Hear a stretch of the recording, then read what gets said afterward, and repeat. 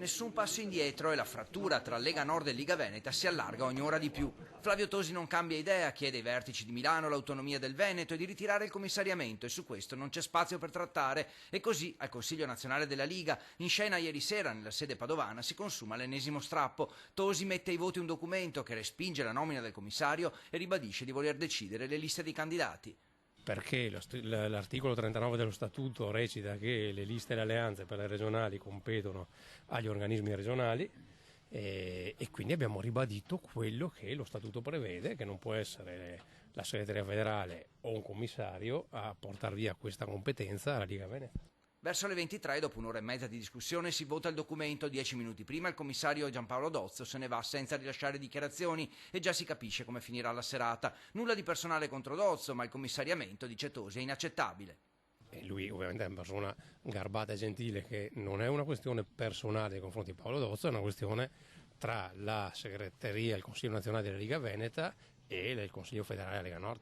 Molti gli assenti di peso come Zaia, Bitonci, Finozzi, una quindicina quelli con diritto di voto. Tra i contrari la ferita è sempre più profonda.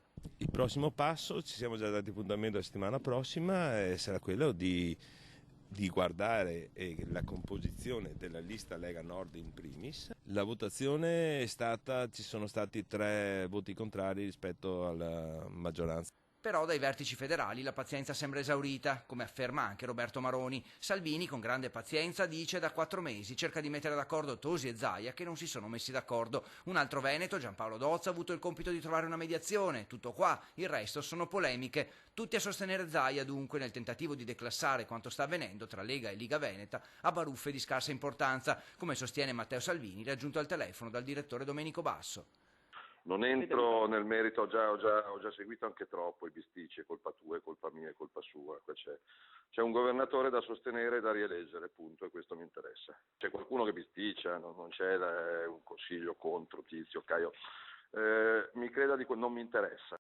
Spunta invece l'ipotesi di una candidatura di Tosi a governatore, e candidarsi contro Zaia sarebbe l'ultima provocazione. Chiunque non sostiene Luca Zaia, dice Salvini, si mette fuori dalla Lega, l'alternativa è fra Zaia e Moretti.